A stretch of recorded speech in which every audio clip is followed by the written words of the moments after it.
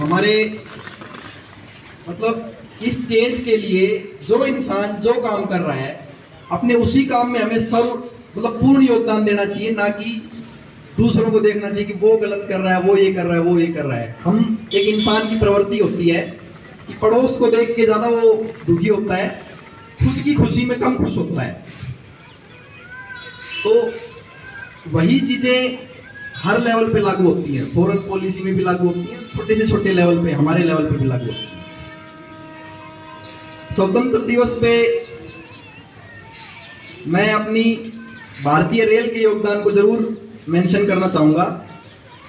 3 साल से हम एक कोरोना काल के रूप में चीजों को देख रहे हैं, उसकी वजह से वेरियस रेस्ट्रिक्शंस लगते हैं, लेकिन जितने भी रेस्ट्रिक्शन लगते हैं, जब सब कुछ यहाँ सुनसान था, कुछ मतलब सिर्फ पक्षियों की चहचहाट के अलावा इंसान का देखना भी भारी हो रहा था, तो भी भारतीय रेल उसी रफ्तार से, बल्कि तेज रफ्तार से, क्योंकि उस पीरियड को रेलवे ने इस तरह से देखा कि ये हमारे पास एक गोल्डन अपॉर्चुनिटी है, हम अपने जो टारगेट्स रह गए हैं उन चीज़ों को, इस जो गैप मिला है इसमें हम पूरा कर सकते हैं।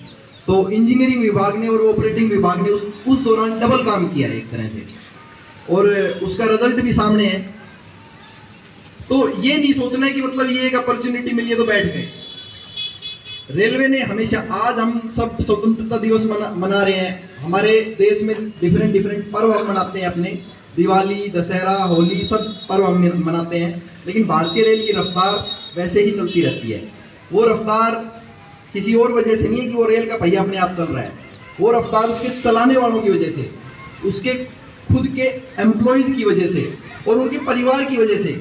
आज एक ड्राइवर जब 3 दिन के लिए रेल को लेके चल पड़ता है, पूर्व दिशा में चल पड़ता है, तो उसका परिवार तो पीछे है, वो यही सोच के बैठा हुआ है ना कि भाई उनका योगदान सबसे ज़्यादा जरूरी है, कि वो लोग कोऑपरेट कर रहे हैं। रेलवे का तो सबसे इम्पोर्टेंट और महत्वपूर्ण योगदान हमारे देश के लिए यही है कि हम निरंतर चलते रहते हैं, कभी रुकने का काम ही नहीं है। रेलवे रुक गई तो देश रुक गया, वो वाला हिसाब हो जाता है।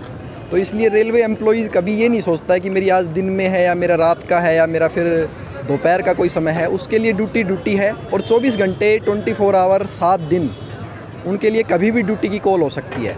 किसी भी रेलवे कर्मचारी को हम स्टेशन लीव की परमिशन कभी नहीं दी जाती है जब तक कि वो खुद से परमिशन लेके, जब भी जैसे लोग लेते हैं यूजुअली छुट्टियाँ कि मुझे 4 दिन की छुट्टी चाहिए, हमें 4 दिन की छुट्टी प्लस स्टेशन लीव परमिशन चाहिए होती है, क्योंकि कॉल के लिए हमें कभी भी बुलाया जा सकता है, ताकि हमें ये पूरा एक हमारी जो ह्यूमन रिसोर्स हमें पता रहे कि भाई हमें कितने लोग इस वक्त हमारे ऑन ड्यूटी हमें बुला सकते हैं।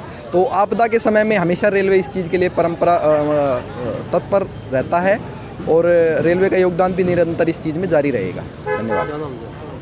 डॉक्टर अनुराग यादव। कि योगदान करने वाले तो देखो चले गए, हम उनको जो है उनको याद करते हैं हर वर्ष, और जैसे कि आज भी 75वीं वर्षगांठ हम मना रहे हैं। इसका रंगारंग प्रोग्राम जो है भारतीय सरकार के आदेशानुसार 11 तारीख से ही हमारे यहाँ शुरू हो गया था। विभिन्न तरह के हमने फंक्शन किए थे, तो इस तरह से हमारा कोई योगदान ये तुच्छ ही है कि हम उनको याद करते हैं बस।